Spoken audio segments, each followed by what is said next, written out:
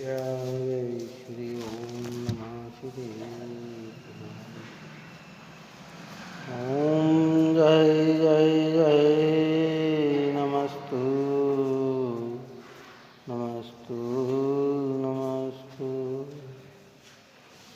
मंगलम भगवान वीरो मंगलम गौतमो मंगलम कुंद कुंदाद्यो येन्द्रनोस्तु मंगलम सर्वमंगल मांगल्यम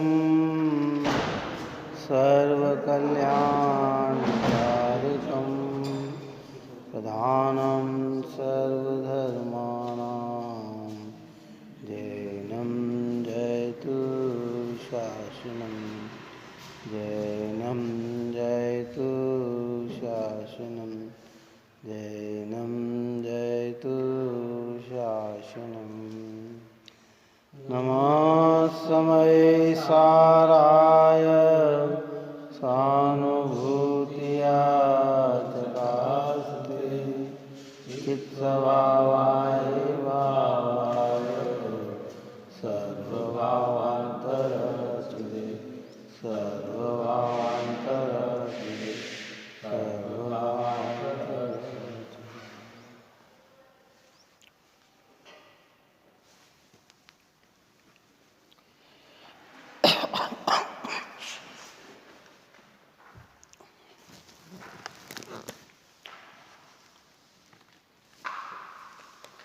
कल सपना 160 नंबर का कल चला था। अकस्मात भय की चर्चा अपन कर रहे थे। समदृष्टि धर्मात्मा पुरुष स्वाभाविक ही निर्भय और निशंक होते हैं। वस्तु के स्वरूप को जानते हुए उन्हें इस प्रकार का भय नहीं सताता कि अचानक कुछ हो जाएगा। क्यों? ज्ञानियों के ज्ञान के आधार से अचानक कुछ होता ही नहीं है, अकस्मात कुछ होता ही नहीं है। जब अकस्मात कुछ होता नहीं है तो फिर उसका भय कैसे, है ना? श्रद्धा ज्ञानियों की केवल ज्ञान जैसे विषय के प्रति प्रतीति रूप होती है। जैसे केवल ज्ञान में वस्तु स्पष्ट भासती है,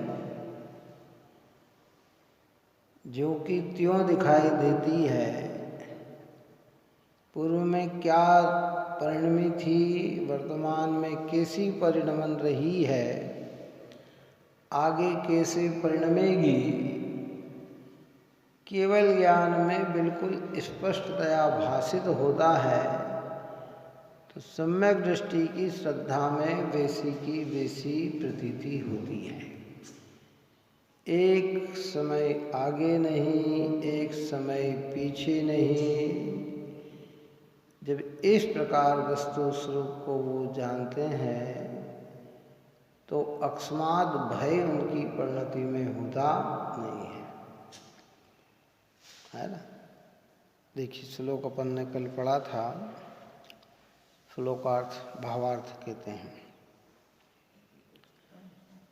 यदि कुछ अनिर्धारित अनिष्ट एकाएक उत्पन्न होगा तो ऐसा भय रहना आकस्मिक भय है। क्या कह रहे हैं कि यदि कुछ अनिर्धारित अनिष्ट एकाएक उत्पन्न होगा तो, क्योंकि आप और हमें तो निरंतर ये भय सताता है। निर्धारित यानी निर्णय किया हुआ क्रम कि भाई यहाँ ये होगा, यहाँ ये होगा, लेकिन ऐसा अनिर्धारित जिसका हमने आधार नहीं किया हो, निर्णय नहीं किया हो, और वह और अनिष्ट जो हमें प्रिय नहीं है, जो हमें अच्छा नहीं लगता, ऐसा अचानक उत्पन्न होगा तो इस प्रकार का जो भय रहना है उसका नाम है आकस्मिक भय, अकस्मात भय। ज्ञानी जानता है कि आत्मा का ज्ञान स्वतः सिद्ध, अनादि, अनंत, अचल एक है, उसमें दूसरा कुछ उत्पन्न नहीं हो सकता। क्या कहा? यानी धर्मी जीव, समदृष्टि जीव, तो कहाँ चर्चा कर रहे हैं अपन? ये निर्जरा अधिकार में चर्चा कर रहे हैं। निर्जरा का की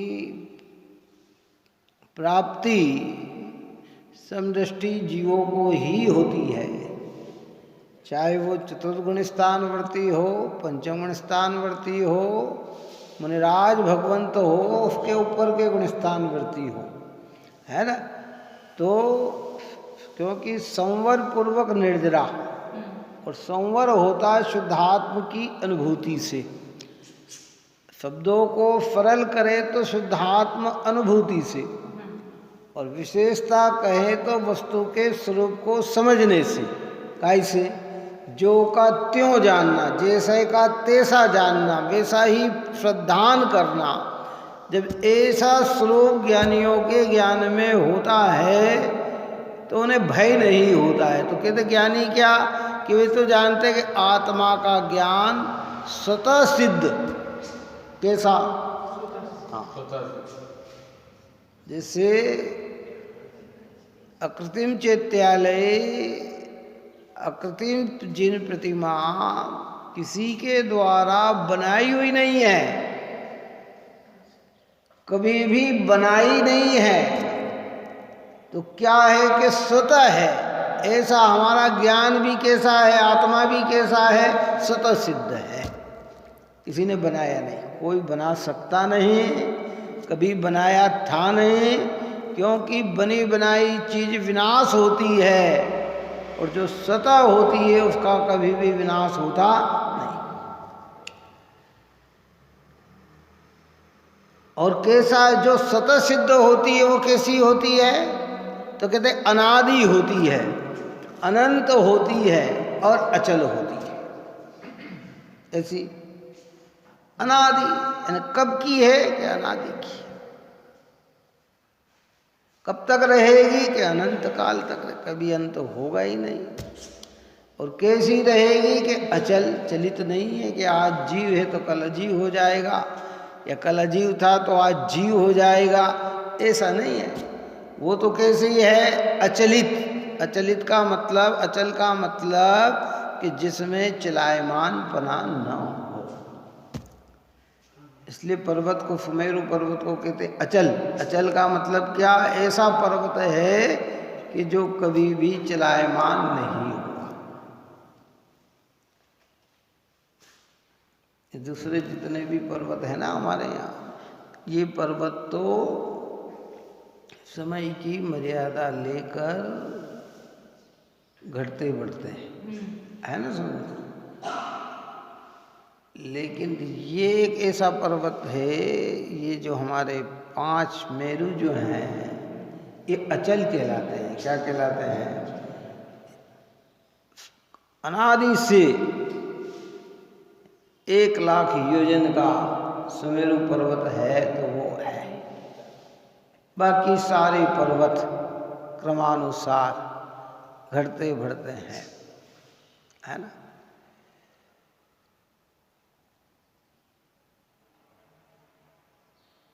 कहने में ऐसे ही आता है। जैसे शिखर जी पर्वत हमारा जो है, शिखर जी की जगह, नीचे की जगह तो वही है, लेकिन पहाड़ घटता और बढ़ता है ना। अजितनाथ भगवान की काया 450 धनुष की थी। कितनी? 450 धनुष यानी 1800 हाथ। कितने? 1800 हाथ यानी आज के समय का गिना जाए, हमारे हाथ से भी अगर गिना जाए तो कम से कम 1.25 किलोमीटर का होता है। कितना? 1.25 किलोमीटर। 1.25 फुट का अगर हाथ माना जाए तो 18 और 2250 फुट और 1300 फुट में 1 किलोमीटर हो जाता है। मतलब तो अब वो अजितनाथ भगवान के समय के जितने भी थे, क्योंकि ये तो सबकी उस समय हाइट ऐसी थी, कैसी थी, हो सकता 5-10 फुट ज़्यादा बड़ी हुआ है ना। जैसे आदिनाथ भगवान की थी 500 धनुष की काया है, और बाहुबली की थी 525 धनुष की काया। कितनी? भरत जी की थी 500 धनुष की काया, है ना। नेत्र युद्ध हुआ ना, उसमें जीते कैसे? बाहुबली काय से जीते? इसी से जीते कि उनकी हाइट बड़ी थी और भरत जी की हाइट छोटी थी। उनको ऊपर से नीचे देखने में तकलीफ नहीं थी, इनको देखने में तकलीफ थी, इसलिए नेत्र युद्ध जीत गए। तो ऊपर पहुंचने में कितना टाइम लगता? क्यों? जो भी चलो तीर्थंकर का समोसरण सिद्धालय में तो समोसरण तो ऊपर था, लेकिन जब योग निरोध करके आए तो जगह तो हुई थी ना, इसलिए ये घटता बढ़ता है। लेकिन सुमेरु पर्वत तो अनादि से 1 लाख योजन का ही है ना।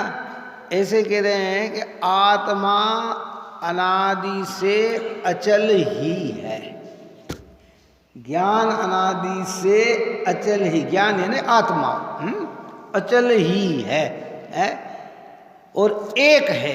कितना अचल होकर कितना है? एक है, अनेक नहीं है, एक है। अनादि है, अनंत है, अचल है, एक है।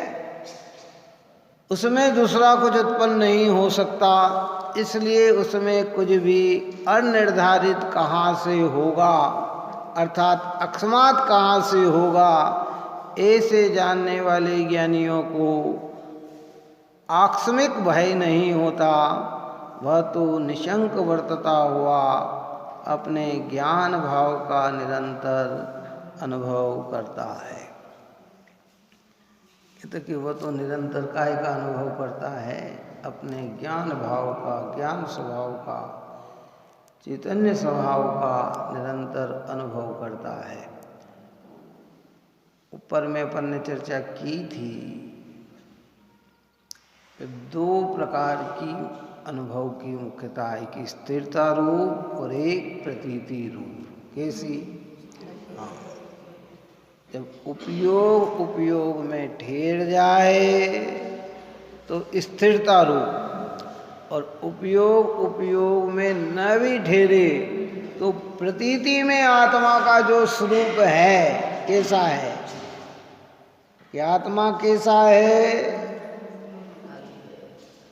कि स्वयं स्वतः सिद्ध है, अनादि है, अनंत है, अचल है, एक है। ऐसी प्रतीति निरंतर ज्ञानियों को वर्तती है, इसलिए वे समझते हैं कि अचानक कुछ भी होता नहीं है, मेरे अंदर कुछ भी नहीं होता है, दुनिया में भी कुछ नहीं होता है।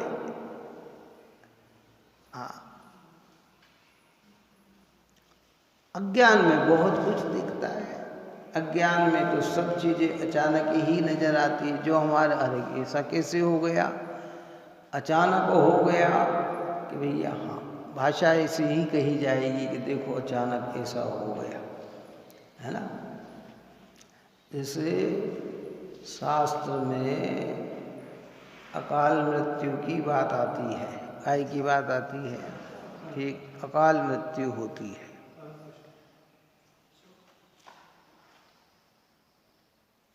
कई लोग इस पे वाद विवाद भी करते हैं। कई लोग कहते हैं अरे नहीं नहीं साहब, शास्त्र में तो लिखा अकाल मृत्यु होती है। आत्मा का ज्ञान अनंत भी है और एक भी है, तो दोनों में अंतर किस है? अनंत का मतलब कि जो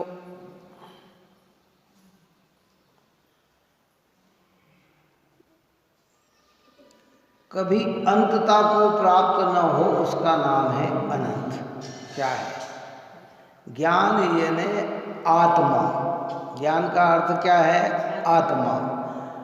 आत्मा अनादि है और आत्मा अनंत है। अनादि कहकर ऊपर में बहुत शार्ट में सरल कर दिया कि स्वतः सिद्ध। स्वतः सिद्ध का मतलब है किसी ने बनाया नहीं, और जो चीज़ बनाई नहीं वो क्या हो गई? अनादि हो गई। और जितने भी जगत में वस्तु अनादि है वे सब अनंत है। कितने? ये जोड़ा है, किसका जोड़ा है ना?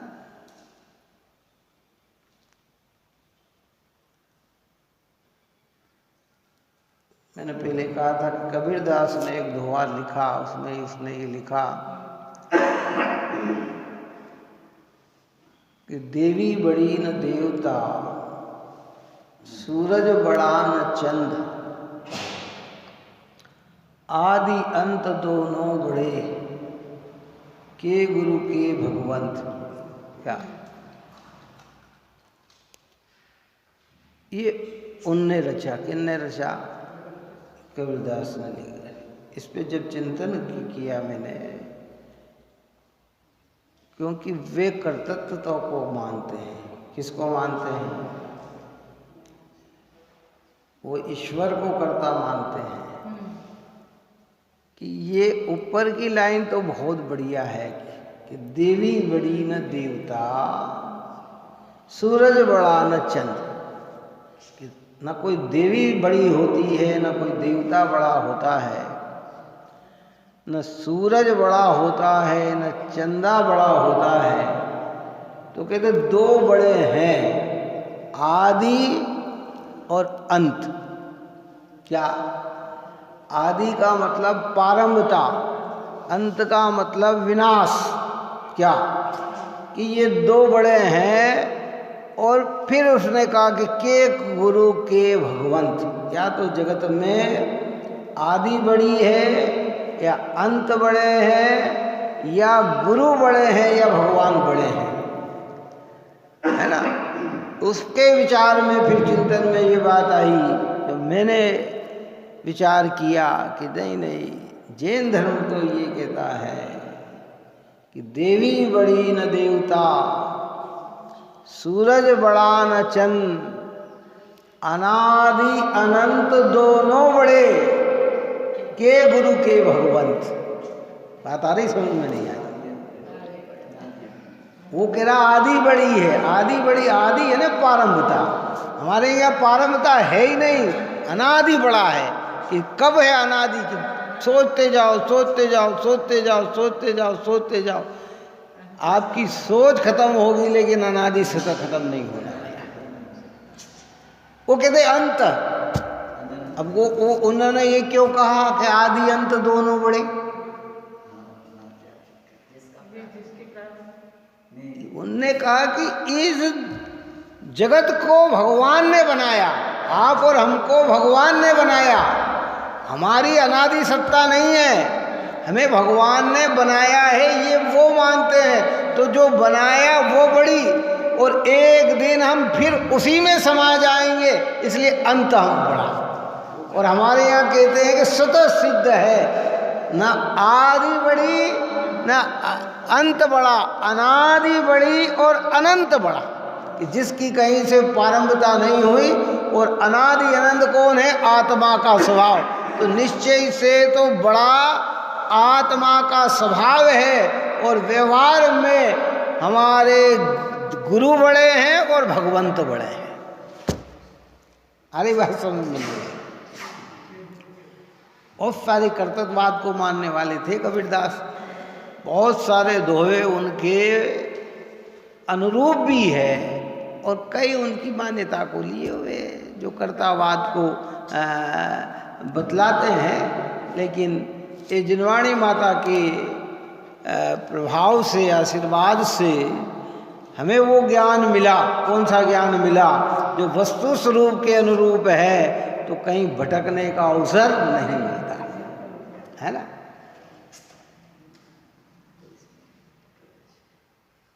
कर्तावाद मानते ईश्वर को, साईं से सब होत है, बंदे से कुछ नाई, राई को पर्वत करे, पर्वत को कर दे राई। है ये आस्था किनकी है? ये हमारी आस्था नहीं है, ये जिन धर्म की आस्था नहीं है। जिन धर्म तो वस्तु के अनुरूप चलता है, जैसा वस्तु का स्वरूप है उस रूप चलता है ना। अब सुनने में तो बात बहुत अच्छी लगती है, जो भगवान के प्रेमी होते हैं वो कहते हैं वाह क्या बात है, साईं है ना भगवान। साईं का मतलब क्या है? भगवान। अनेकों नाम से पुकारते हैं ना, तो उसमें कहते हैं साईं, साईं है ना भगवान। ये साईं से सब होते, जगत में जो भी कर रहे हैं सब भगवान कर रहे हैं। बंदे से कुछ हो, बंदा क्या कर सकता है? आप और हम क्या कर सकते हैं? जो कर रहे हैं सब भगवान कर रहे हैं। सुनने में बहुत अच्छा लगता है। जो भगवान के भक्त होते हैं ना, उनको लगता है कि हाँ बात तो बिल्कुल सही है, अपन ने क्या किया, जो किया सब भगवान ने किया है। कि भगवान चाहे तो राई को पर्वत कर दे, और वो चाहे तो पर्वत को राई कर दे, है। छोटे से दुख को अगर भगवान चाहे तो बहुत बड़ा बना दे, और अगर बड़ा दुख है तो वो चाहे तो छोटा बना दे। हमारे यहाँ ये आकस्मिक भय सम्यक दृष्टि को नहीं होता है, तो उसे बिल्कुल निडर कर दिया कि जिस द्रव्य का जिस क्षेत्र में, जिस काल, जिस भाव, जिस निमित्त, जिस पुरुषार्थ पूर्वक जो भगवान के ज्ञान ने देखा है, वैसा नियम से होता है और होता है। अगर देख लिया तो पर्वत राई नहीं हो सकता है, और देख लिया तो राई पर्वत नहीं हो सकती है। वो तो जो का त्यों है। अभी परसों पहले रोज अपन ने दृष्टांत दिया था ना, कौन सा दिया बोलो? नवीनाथ भगवान का दिया ना, झलक गई द्वारका, देव पुनीत द्वारका है। फिर क्या हुआ? परिवर्तन हुआ। व्यक्ति जगह छोड़ के चले गए, लेकिन समय आने पर फिर वहां उपस्थित हो गए, है। क्या कर सकते? कृष्ण ने घोषणा कर दी थी, मालूम आपको?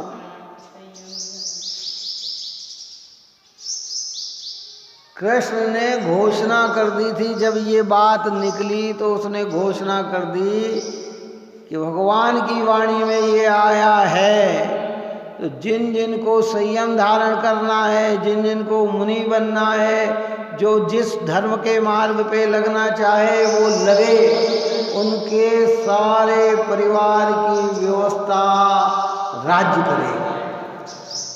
ये न करे, है ऐसा न सोचे इनके बाद क्या होगा, है हम बल। लेकिन जिनकी होनार अच्छी थी वे उस मार्ग पे निकल गए। लेकिन जिनकी होनार, जिनको भगवान की ऐसा होता है क्या है? दीपायन कहते हैं कि मैं नहीं रहूँगा तो अग्नि कैसे द्वारका कैसे जलेगी, है। तो क्या हुआ कि वो भी चले गए, लेकिन समय पाकर सब वहीं उपस्थित हो गए, और आखिरी में कृष्ण की आंखों के सामने ही द्वारका जल रही है, लेकिन कोई उसमें परिवर्तन नहीं कर सका। कर ही नहीं सकता है ना। प्रयत्न तो करते हैं, प्रयत्न तो भूमिका के अनुसार होते ही है, लेकिन क्या कर सके? कुछ नहीं।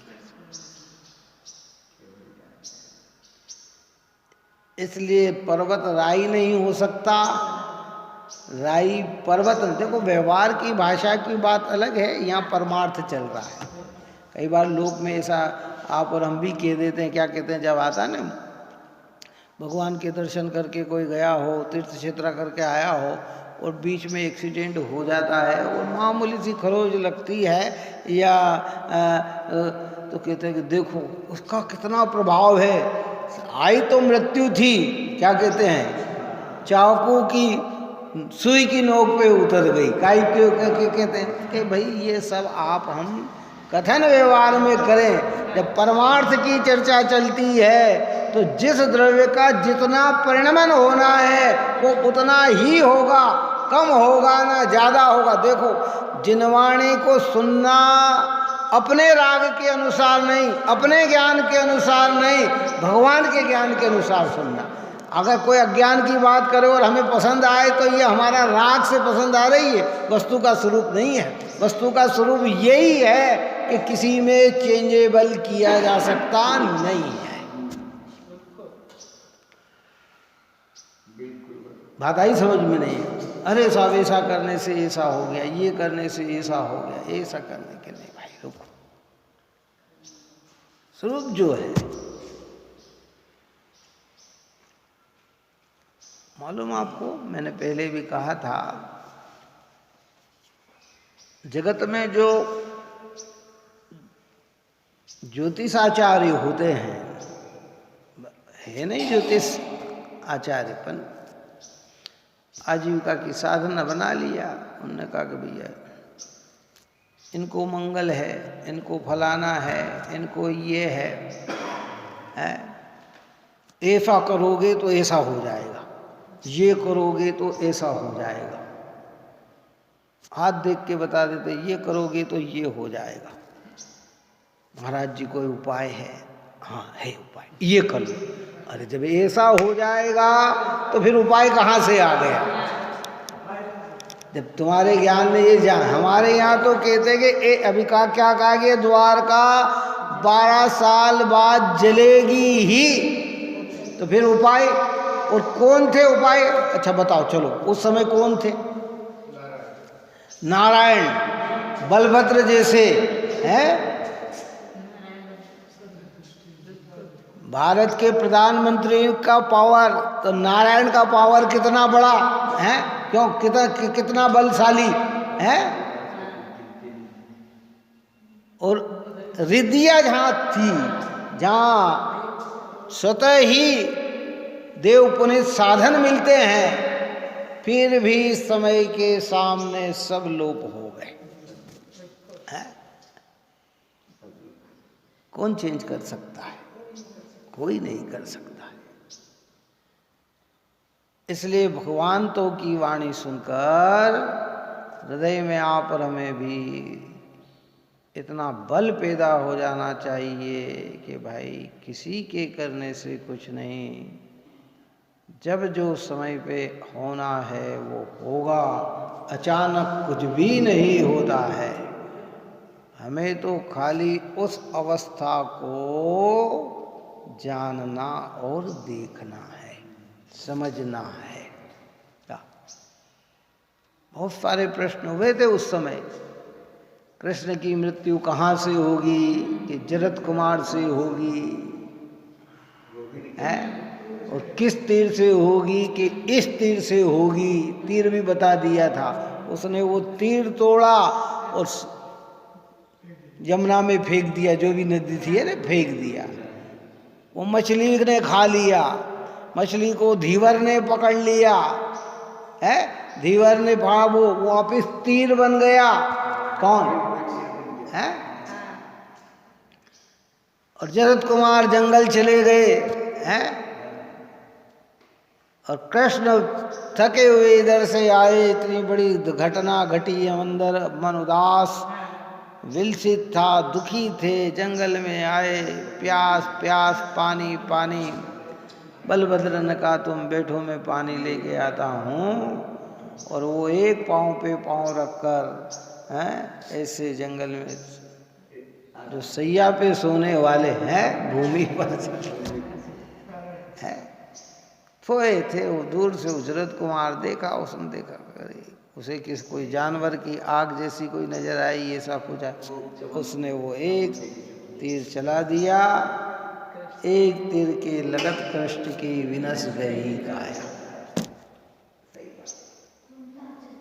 आप और हमारी कोई औकात नहीं और कोई बसात नहीं है भाई, समझ लो आप ये बात। हम भले कितना ही दम्भ भरते हों, लेकिन समय किसी को समय नहीं देता है। बस ये सिद्धांत हमारे हृदय को शांति देगा। कौन सा सिद्धांत है ना? जैसे दूध अग्नि पे उफन रहा है और उसमें थोड़ा सा पानी डालने पर क्या होता है? दबता है। जब जब अनंत आकुलता हमारे जीवन में हो और इस सिद्धांत का सेवन किया कि हमारी आकुलता क्या होगी? एकदम बैठ जाएगी। अरे तू क्यों घबरा रहा है? वही तो होगा जो सर्वज्ञ भगवान ने देखा है, और सर्वज्ञ भगवान ने वही देखा है जो वस्तु का स्वभाव है। क्या देखा है? एक द्रव्य स्वभाव, एक पर्याय स्वभाव। द्रव्य स्वभाव नित्य देखा, पर्याय स्वभाव अनित्य देखा। ये सर्वज्ञ भगवान ने देखा है। उन्हें पता है कि प्रत्येक समय की पर्याय अपने क्रम में ही आकर खड़ी होती है। क्यों? अच्छी बुरी तो आप और अपनी कल्पना से करते। मैंने पहले कहा था ना, क्यों 12 बजे का समय तो अपने समय पर आता है। अब 12 बजे के समय को कोई अच्छा कहे तो अपने राग से, कोई बुरा कहे तो अपने राग से, क्यों है? अपने देश से। बस समय तो अपने समय पे 12 बजे आ रहा। बताओ ऐसी घड़ी में कोई ऐसा कांटा बना दो कि 12 न बजे, क्यों? और कभी बना भी दिया तो भी समय तो 12 बताएगा ही बताएगा। तुमने अगर घड़ी में 12 का कांटा हटा दिया हो, 12 लिखा हुआ हटा दिया हो, तो भी समय तो अपने क्रम पे आएगा। सो आएगा आएगा, उसे कौन बदल सकता है? उसकी ताकत किसकी है?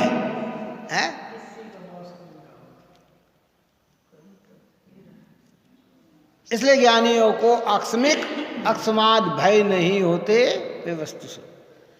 इसलिए मैं हर बार ये कहता हूँ कि आप और हम वाणी भी इतनी सोच समझ कर बोलें कि हमारी वाणियों से कहीं मिथ्यात्व की पुष्टि न हो। संशय हरने वाली बात बोले, संशय बढ़ाने वाली बात न बोले। काई की जनवाणी संशय को हरती है ना, कि संशय बढ़ाती है, कि संशय हरण करती है, मिथ्या मान्यता तोड़ती है। अभी मैंने क्या कहा कि हमारे राग से जिनवाणी नहीं सुनना, जिनवाणी जो कह रही है उसके अनुरूप अपना ज्ञान बनाना। नहीं तो अज्ञानियों को ये आता है तुम कुछ नहीं, भगवान के हो, तुम्हारे सारे दुख दर्द खत्म हो जाएंगे। उसको अच्छा लगता है, वो वही करने लग जाता है और वस्तु स्वरूप को समझता नहीं है। और कोई कदाचित पुण्य का उदय आ जाए और व्यवस्था चेंजेबल दिखे तो उसको लगता है कि भगवान ने कर दिया, और लगे कि नहीं किया, नहीं हुआ, तो कहते ये भगवान में दम नहीं, अपने को तो दूसरे भगवान ढूंढना है।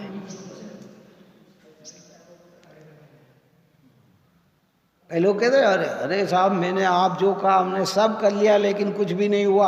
आपने कहा शिखर जी चले जाओ, हम शिखर जी चले गए, वहाँ जाओ हम वहाँ चले गए, लेकिन हमारा काम तो हुआ तो वहाँ से हुआ। अब वो कार्य की योग्यता वहाँ बनी थी, इतना करने पर पुण्य संचय किया, उदय आया जब तो दूसरी जगह खड़ा हो गया तो आरोप किस पे आ गए? जैसे होता है ना, क्यों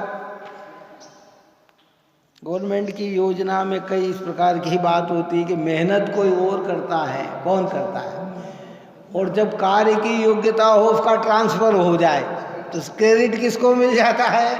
दूसरे को मिल जाता है। अब देखने वाले कहते हैं कि हाँ ये आए, इनने किया, पर वो व्यवस्था जमाई किसने थी? तो पुण्य का उदय कहाँ से संचय हुआ और कहाँ उदय में आ गया? तो तो अज्ञानियों की मान्यता क्या जकड़ आ गई कि इनके करने से ये कार्य हो गया। लेकिन हमारे यहाँ सब निर्धारित, आकस्मिक कुछ नहीं। अपन अभी ये जितनी भी चर्चा कर रहे हैं ना, वस्तु स्वरूप के आधार से कर रहे हैं। भाषा का प्रयोग दुनिया की भाषा से मेल खाना चाहिए, लेकिन सिद्धांत कहाँ से मेल खाना चाहिए? जिन वचनों से मेल खाना चाहिए। अरे साहब देखो, हाँ भैया अचानक हो गया, देखो बहुत बुरा हो गया, ऐसे ही। वहाँ अगर ये कह दे ऐसा ही होना था तो लोग नाराज हो जाते हैं, गुस्सा करने लग जाते हैं 10 बात करेंगे और वो हमारे परिणाम को कठोर समझेंगे। क्या समझेंगे? इनको निर्दयता के परिणाम। हाँ बहुत बुरा हो गया, ऐसा नहीं होना था, अचानक हो गया। लेकिन अंदर में कि भाई अचानक तो कुछ होता ही नहीं। ये जो आपने बात कही, इसी को सिद्धांतिक रूप से अपन प्रैक्टिकल देखा। पापानुबंधी पुण्य का जब करणानियोग से सोचे तो उदय हो, तो जीव क्या है कि जैनी है, पक्का जैनी है, अच्छे घर में है, वो कोई शनिवार या कुछ भी समझ लो, वहां पे तो कोई कारण से गया, किसी कारण से वहां पे उसका कार्य हो गया उस एक बार जाने में, तो वो बस उसका भगत होकर वो इतने उत्कृष्ट मार्ग को भूल के वो वहां के लिए दीवाना हो जाता। यही तो व्यवस्था है ना। इसलिए जो जिन वचनों को यथेष्ट समझता है वह किसी दूसरे पे आरोप नहीं करता है ना। पुण्य का उदय है। और देखो वास्तविक पुण्य का उदय जब अपन चर्च पुण्य में भी जब भेद करते हैं तो कहते हैं धन दौलत संयोग का मिल जाना ये कोई पुण्य का उदय नहीं है भाई। ये जिनेंद्र देव मिल गए, जिनवाणी माता मिल गई, निर्गंत गुरु भगवंत मिल गए, तो समझना कि हमारा आज पुण्य का उदय है ना। इसको अपन कई बार कहते अति पुण्य उदय मम आया, प्रभु तुमरा दर्शन पाया। महान पुण्य का मेरा आज उदय आया है कि हे भगवान मैंने आज आपके दर्शन पा लिए। लौकिक पुण्य में कितना ही विभव मिल गया, ये कोई बहुत बड़ा पुण्य नहीं है।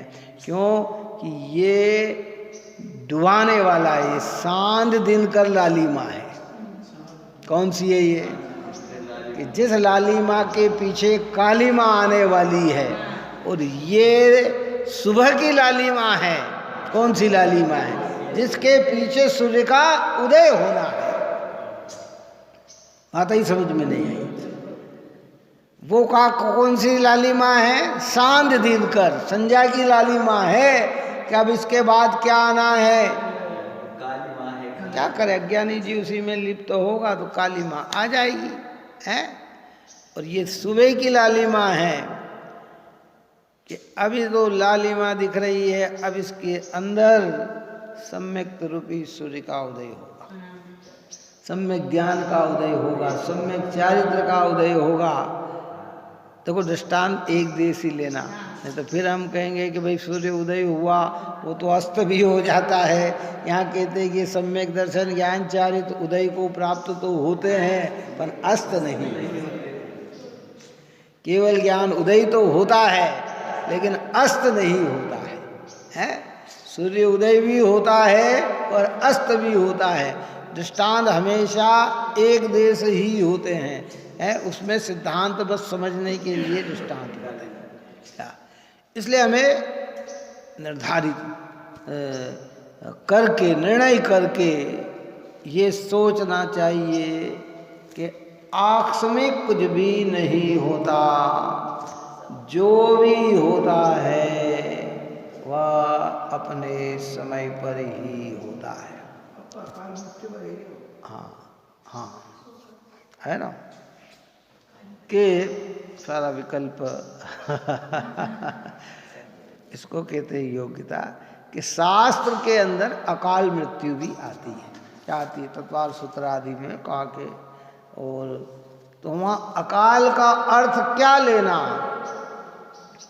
क्या बिना काल के कार्य हो गया? नहीं, अकाल का मतलब ये है कि प्रत्येक कार्य होने में 5 समवाय चाहिए। कितना कितने चाहिए? एक स्वभाव होता है क्या, एक पुरुषार्थ होता है, एक काल लब्धि होती है, एक होनार होता है, एक निमित्त होता है।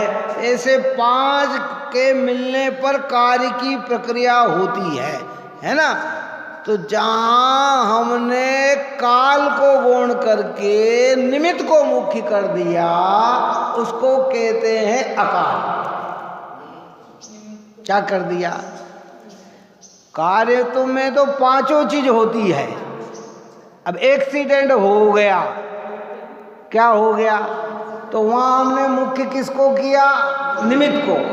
काल को मुख्य नहीं किया, काल अवधि को मुख्य नहीं किया, हमने काय को मुख्य कर दिया। अरे ये नहीं होता तो उससे क्या लगा कि अकाल, तो वो अकाल नहीं है, तो उसमें 5 के 5 ही है।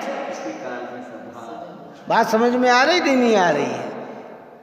तो क्या शास्त्र में लिखा कि हाँ, शास्त्र में लिखने का प्रयोजन भी है। उन्होंने कहा कि भाई देखो, देवताओं की अकाल मृत्यु नहीं होती, नारकियों की अकाल मृत्यु नहीं होती, मनुष्य की अकाल मृत्यु होती है। उसका अर्थ क्या? और मनुष्यों में भी तीर्थंकरों की अकाल मृत्यु नहीं होती, चरम शरीरों की अकाल मृत्यु नहीं होती, है ना। उदारिक शरीर वाले आप और हम ऐसी होती। तो उसका अर्थ क्या? देखो, स्वर्ग में जितनी आयु बांधी है, कितनी आयु बांधी है ना, वो उसी क्रम से उदय में आती है। किसी क्रम से उदय में आती है? एक एक एक एक एक एक एक एक निषेक अपने अपने अपने अपने अपने आते हैं। नारकी बार बार मरने का प्रयत्न करता है, देह के खंड खंड हो जाए तो भी उसकी मृत्यु नहीं होती है। कैसी नहीं होती? कि नहीं होती है। लेकिन यहाँ पर की जो मनुष्य जीवन की जो हमारे औदारिक आदि शरीर, यहाँ ये कहा कि विषघात आदि से मृत्यु होती है। कैसे होती है? तो वो निमित्त से अज्ञानी ये तर्क कर, जब समय में मृत्यु होनी है तो मैं विष खा लूं तो क्या मर जाएगा? क्या कहा? परंतु कहकर क्या है कि कोई आज समय में बिना आयु के निषेध खिरे तेरी मृत्यु हो गई, ऐसा कभी भी होता नहीं है। इसलिए जब हम सर्वज्ञ के ज्ञान की आधारता को बनाते हैं तो उसमें अकाल कुछ नहीं होता है, सब काल पे ही होता है। पर जब निमित्त आदि की दृष्टि से देखते हैं, अरे भैया 22 साल का लड़का था, क्या अभी मरने की उम्र थी, अभी तो इसे जीना था, तो हम कहते अकाल हो गई। कि अकाल नहीं है, वो सर्वज्ञ के ज्ञान में ऐसा ही झलका था कि ये आएगा और इस समय जाकर ऐसा हो जाएगा।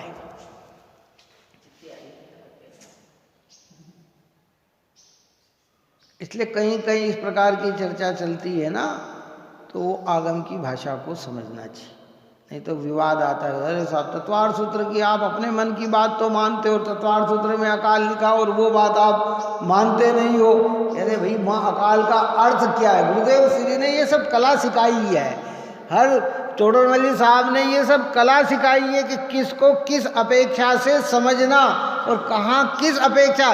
क्योंकि जैन धर्म का सिद्धांत एक शब्द भी अगर इस जिनवाणी में लिखा है तो वो वितरागता की पोषक का होना चाहिए, अज्ञान मिटाने वाला होना चाहिए, पाप छुड़ाने वाला होना चाहिए। एक भी शब्द पाप बढ़ाने वाला, अज्ञान बढ़ाने वाला, मिथ्यात्व बढ़ाने वाला नहीं है। हम जिसे नमस्कार करते वो जिनवाणी कैसी है? इसलिए तो कहते तीर्थंकर की धुनी गणधर ने सुनी, अंग रचे चुनी ज्ञानमयी, सो जिनवर वाणी सी सुखदानी, त्रिभुवन मानी पूज्य भई।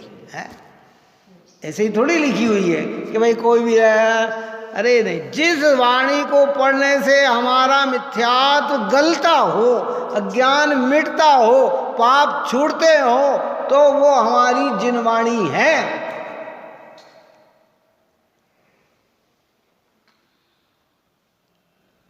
और नहीं तो फिर अज्ञान कहलाता है। क्या कहलाता है? ठीक है, चल रहा है सो चल रहा है। अरे नहीं सब क्या नहीं भाई, कोई भगवान ने पहले ही देख लिया। अब ये आप और हमारे अभाग्य हैं, हम इतने भाग्यशाली जीव नहीं हैं, हम इतना पुण्य लेकर नहीं आए कि धर्म की रुचि तो हमारी लगी, सुनने की इच्छा तो हमारी हुई, पर केवल ज्ञानी नहीं मिले। गणधर देव मन परे ज्ञानी नहीं, तो वहाँ तो पूछो तो बिल्कुल स्पष्ट है। और कहा ना समोसरण में तो 7-7 भव हमारे, 3 भव आगे के 3 भव पीछे के, एक वर्तमान का दिखता। अब बताओ, अब उसमें क्या परिवर्तन किया जा सकता है?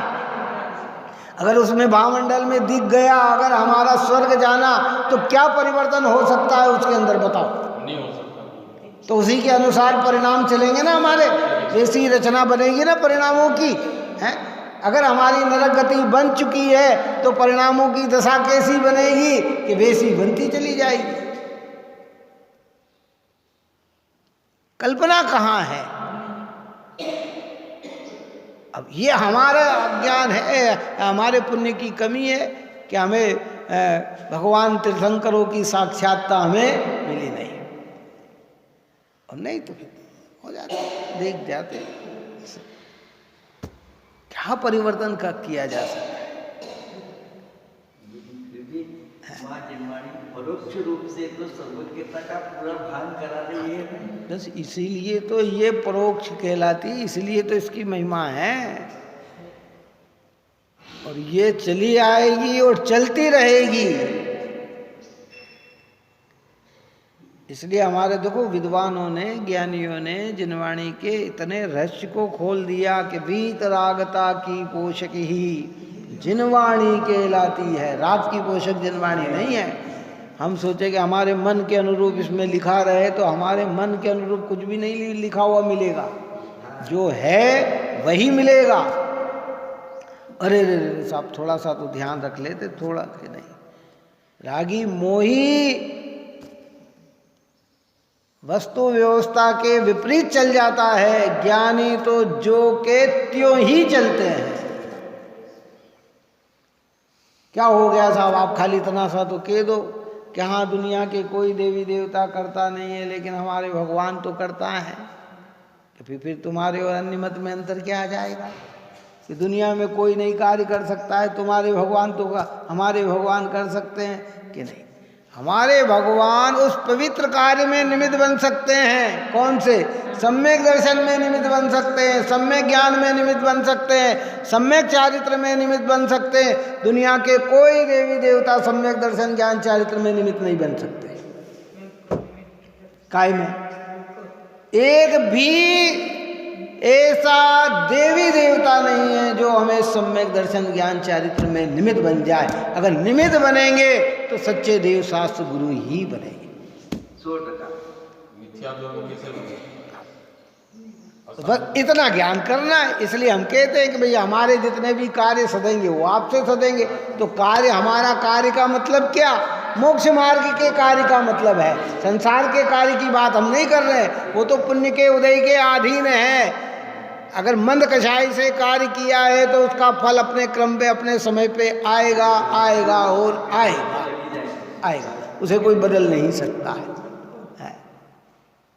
इसलिए बिल्कुल निडर और निशंक होकर ये जिनवाणी हमें संबोधती है, भयाकांत नहीं होना।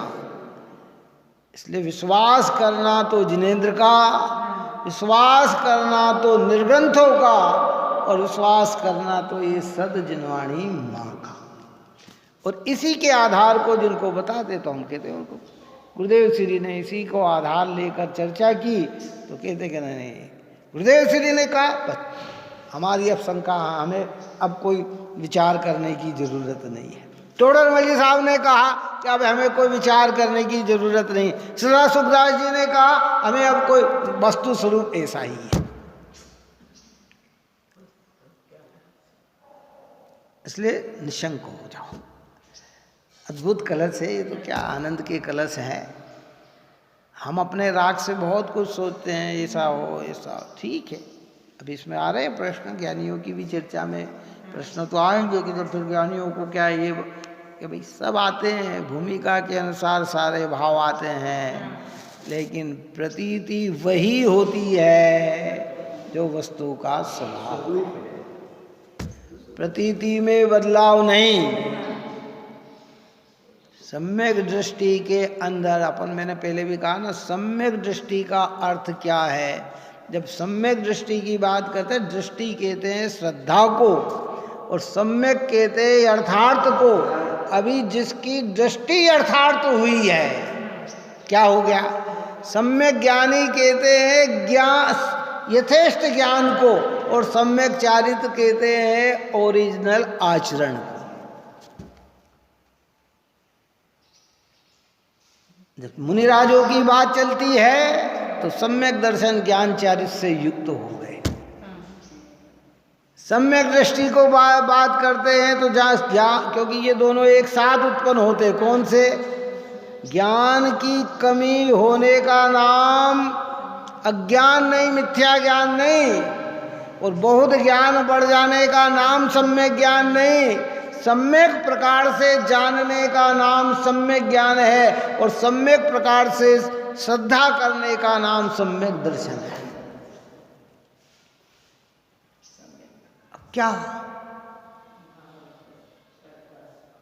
आते हैं? अनेक प्रकार के भय भी आते हैं, ये भी आते हैं। अभी वो दृष्टि अपेक्षा निर्भय हुआ है। एक प्रश्न करके पूर्ण करते हैं, समय अपना हो गया।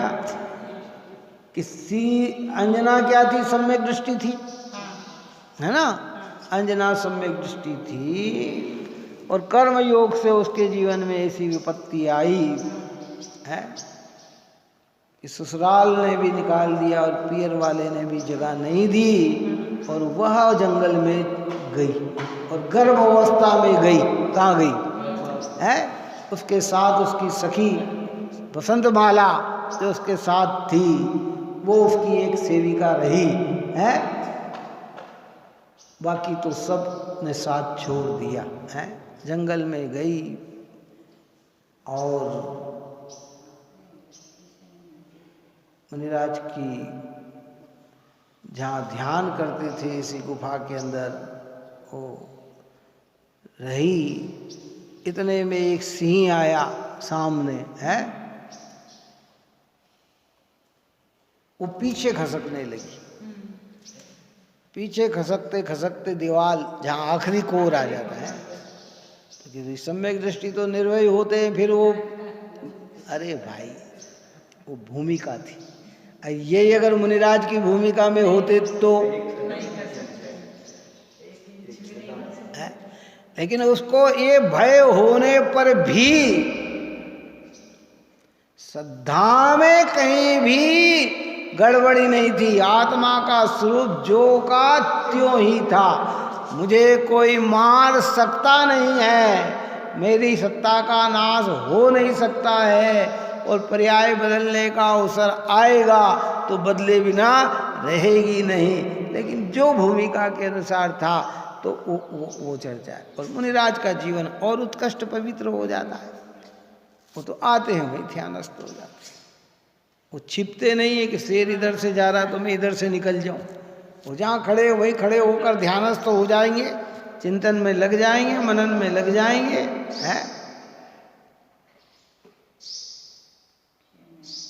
इसलिए बहुत सारी जीवन की प्रक्रिया होती है, इसलिए घबराना नहीं, निडर और निशंक बनना सिखाती ये जनवाणी हमें। तो कि भाई ठीक है, कर्मोदय अनेक अनेक प्रकार के देखो है ना। वो ज्ञाना के पत्र में शब्द लिखे जाते हैं तो पत्र तो सब बाछ लेते हैं, पर भाग्य किसी से बाछा नहीं जाता है। क्या है ना।